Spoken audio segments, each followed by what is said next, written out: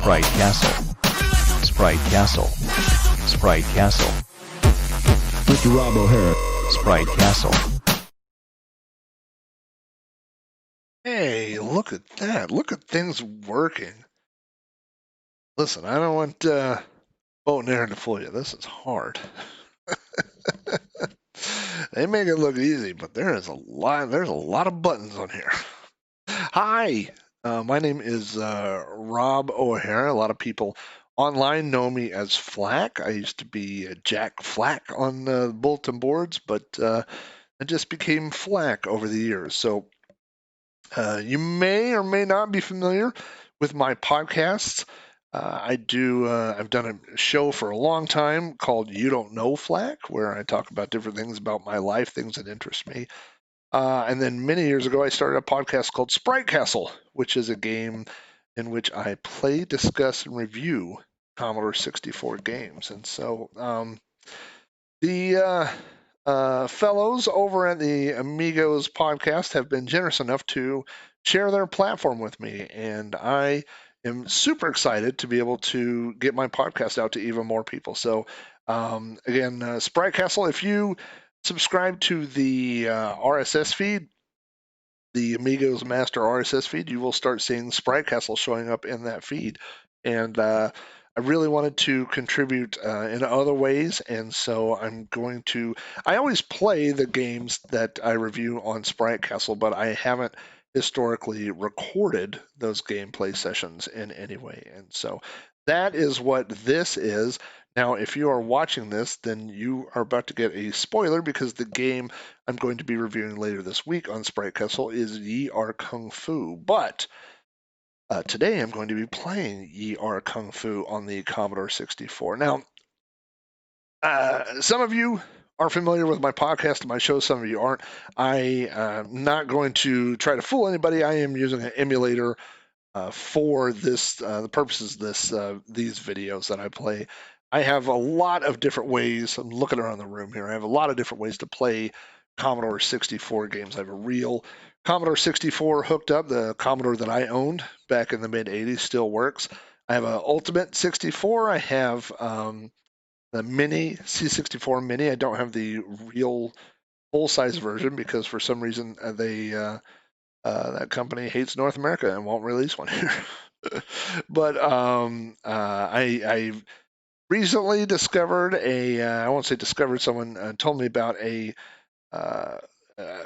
build device called BM C64, Bare Metal C64. I was a little, I really wasn't interested in trying it. Not that I was disinterested, but I just have so many other ways to play Commodore 64 games. But it is a build device that installs directly onto a Raspberry Pi with no Raspbian or operating system in between, and so it's a really thin client, and it's super fast, and it's really super accurate. I've been doing a lot of playing Commodore games with that lately, but sometimes when I'm doing research for my show or whatever, I just fire up the emulator, and so that's what I've got looped into our feed right here. So I think I've already attached disc that has Yie Ar Kung-Fu on it. Yes, I have. My fast load cartridge of choice was always the fast load. It's the first fast load cartridge that I ever owned. First cartridge I ever owned was an Epix fast load. First Commodore, I should say, cartridge. I had a lot of Atari games before that, but yeah, the first Commodore cartridge that I had was fast load. Later on, I had Super Snapshot, Final cartridge, and Cinemaware Warp cartridge. But this is fast load was the one, and it was compatible with most stuff. So that was I guess I probably should set this up with Jiffy DOS or something. But that's just kind of the way I grew up. Epic's fast load. I really like if you get these. Remember, I think it's the group Remember. They have all the documentation built into the front of the games. They have the controls. And they also have the scores, which is super helpful if you're doing a podcast and you want to include what the different scores for different moves are. So I will definitely have to come back and look at that. Yie Ar Kung-Fu use any cheats. Yie Ar Kung-Fu is by the way, I played this earlier, and the recording didn't go particularly well, and but I did get a really super good score, and there's no way I'll beat that score. Yeah.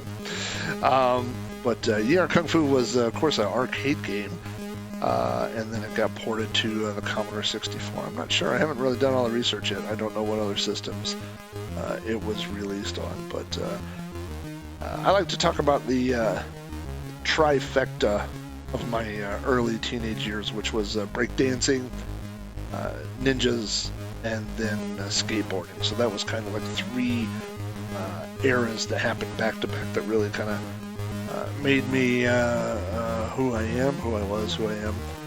And this game fell right in the middle of that. This is a 1984, I think, arcade game, and then 95 port to the Commodore 64. You can see the. Just noticed this. I think the guy is cross-eyed when I look at it. Is he? It's kind of a cross-eyed. Wait, let me look at this. Hold on, Bo. Wait till you see this. Oh, look at that. That was magic. This is great software.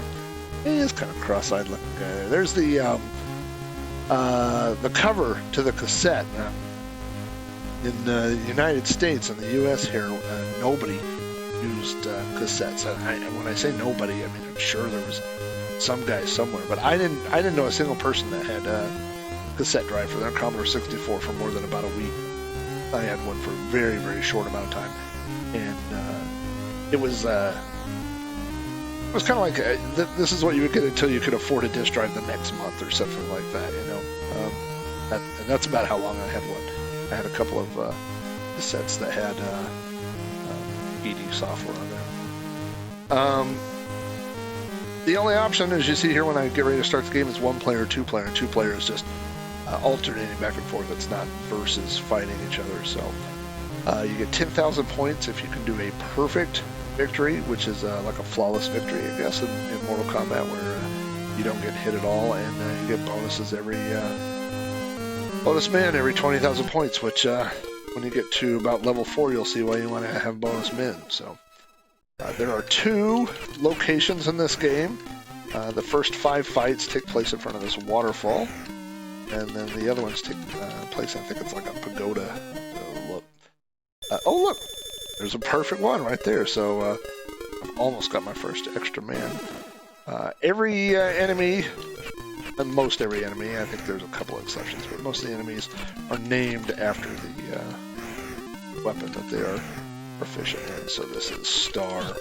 There's another lady in the second wave named Fan. Throws fans at you. She's not your biggest fan. That'd be funny. By the way, I tell lots of jokes. I'm like a dad joke guy, and mostly they just make me laugh. I don't think they make anybody else laugh, but that would be funny if you came up to an enemy and they just chase you around trying to get an autograph. They're like, I'm a fan. But no, that's not the case. She just literally kills you, smothers you with decorative fans. But decorative and deadly. There's also my nickname in high school, Rob O'Hara, decorative, deadly. I don't know why I'm having such trouble with level 2 here. This doesn't bode well for a good I did earlier. There's a couple of different ways to cheat at this game, and this is one. It didn't work. I was dead here, but a lot of people you'll see them play this game and just do this. You can see a lot of YouTube videos like this where people just do this move over and over. You can just kind of go around, oh, that little sound meant I got my extra man. Yeah, see, it was almost a perfect thing. The other, that one doesn't work as well in the arcade. This one does work, is basically just leaping like that, and then if you can pin an opponent in the corner, you can take them out. That doesn't work with every. I'm just so happened that I was doing it at that time. It doesn't work with every. It doesn't work with Pole. I can tell you that Pole is probably, even though he's only level 4, is probably the hardest opponent in the game because, as you will probably see here very shortly, if I fail to do what I want to do, is he can just pin you down and like not let you up. Like he will just hit you 10 times in a row and kill you instantly, like that.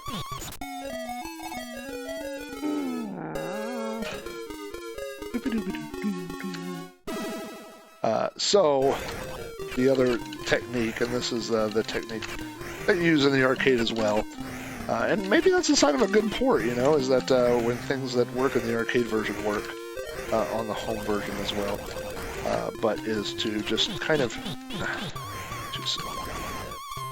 But if you can keep leaping around like this, and then if you land within striking distance, and you can hit him before he hits you, and then the stick and move. The old Kung Fu stick and move technique. I don't know if they teach that one in Kung Fu schools today. Also, if you can, that lower leg attack, if you can kind of get on top of them, you could get in several of them before they can get away. The joystick is not the easiest one in the world to do diagonal in for some reason. Also, it's nice and loud. I bet it's nice and loud on this podcast. That's probably not the best thought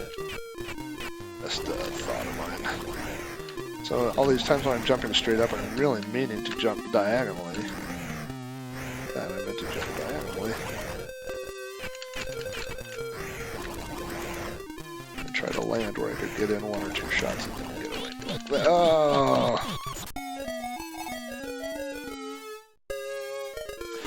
I wonder if he was named Pole before he learned how to use a pole. Like he showed up to Kung Fu class and they were like, "What's your name?"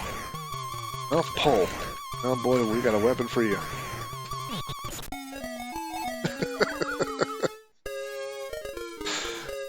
"What's your name?" "My name's Chain." "Oh, I want to use the pole." Delicious. Golly, if I could get that jump down, I would show you how chain works, but instead, pole is going to hit me 9 times in the foot repeatedly and kill me instantly. So that is the frustration. That is Yie Ar Kung-Fu, is that it's not it's a fun game, and it has good graphics, it has good sound, but as far as fighting games go, it's not very fair, let's say. A lot of things I could say about this game that I'm not going to say. Those of you that are unfamiliar with my podcasts or my different things that I do, I try to keep Sprite Castle and You Don't Know Flack PG at most, if not G-rated. It's not because I don't use swear words. In fact, I was recording earlier and just realized that the audio wasn't working, and I said plenty of F-bombs. But what I've found, in fact, and it was recently, what I was recently reminded of is that I get a lot of younger listeners. I get a lot of 2-generation listeners, adults that are my age that are playing these games and this podcast for their kids as well. And so, based off of that, I try to keep these family friendly. I had a listener a long time ago, Scott Meredith, who drove a airport shuttle and told me he played these shows while he was driving the airport shuttle around, which I thought was really cool. And I always imagine the confused passengers that were listening to while they were on their way to pick up their luggage and having to listen to some guy talk about Commodore games. I mean, for me, that would be great. I would love for that to happen. It doesn't seem to happen to me, but you know what I don't think I've talked about in this game is the font, which is a strange thing to, and I need to. I'm probably going to go back and listen to this or rewatch this while I'm as notes when I'm working on the podcast tomorrow, because I think the font. This is the first time I remember seeing this font on the Commodore, and years later, like in demos and stuff, you see this font everywhere. Like you could extract a font out of a program and use it in other places, and I think this font got used quite a bit. I don't know if it was just called the Yie Ar Kung-Fu font or what, but